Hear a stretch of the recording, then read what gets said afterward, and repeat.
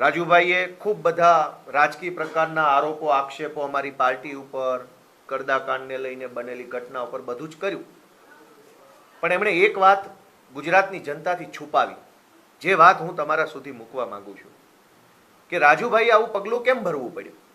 કારણ કે એમના ઉપર કુલ 3 કેસો છે.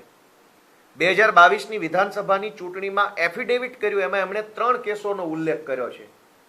એક કેસ 326 એટલે કે ટાંટિયા તોડી નાખવાનો કેસ, હાથ પગ ભાંગી નાખવાનો કેસ. 2 કેસ બીજા જાનથી મારી નાખવાની કોશિશ કરવાના કેસ.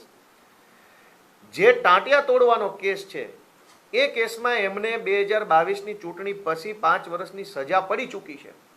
અને જે સજા એ વખતે પડી ત્યારે પાર્ટીમાં અમારે બધાએ ચર્ચા થઈ હતી, ત્યારે ખૂબ ડરતા હતા કે હવે શું થશે શું થશે. ત્યારે અમે બધાએ કીધું કે કોઈ ચિંતા કરવાની જરૂર નથી, આ બધું કોર્ટમાં આપણે સારી રીતે બધા આગળ વધીશું અને કોઈ તકલીફ નહીં પડે.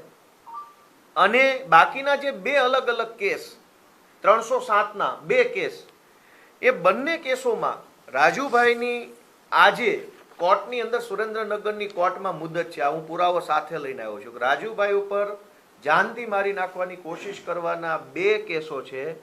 બંને કેસમાં સુરેન્દ્રનગરમાં આજે જ તારીખ છે, 12મી ફેબ્રુઆરીના રોજની તારીખ આજે કોર્ટમાં છે.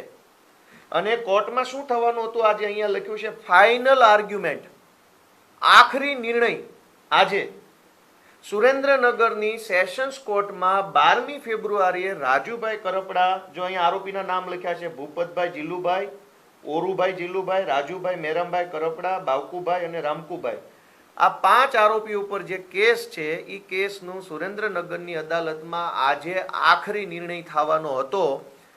એટલે ભાજપ તરફથી એમના ઉપર પૂરું દબાણ કરવામાં આવ્યું કે જો 12 તારીખે પ્રેસ કોન્ફરન્સ કરીને આમ આદમી પાર્ટી ઉપર સ્ક્રિપ્ટ પ્રમાણેના આરોપ નહીં લગાવવામાં આવે તો કોર્ટમાં કંઈ પણ થઈ શકે છે. અને બંને કેસોમાં એક જ તારીખ, 2 અલગ અલગ કેસ છે. આ કેસનો નંબર છે 43/2018, સેશન્સ કોર્ટનો કેસ છે 43/2018, આ છે 44/2018. બંને કેસમાં આજે ફાઇનલ હિયરિંગ છે. અને જો રાજુભાઈ આજે આ પ્રેસ કોન્ફરન્સ કરીને ભાજપે આપેલી સ્ક્રિપ્ટ પ્રમાણે આરોપ ન લગાવતા તો કદાચ આજે એમને કોર્ટની અંદર કોઈ મોટી સજા પડવાની સંભાવના હતી. એટલે લાચારીમાં, મજબૂરીમાં, ડરના કારણે એમણે આ પગલું ભરવું પડ્યું છે. એ આજે આ 2 પુરાવા ઉપરથી સાબિત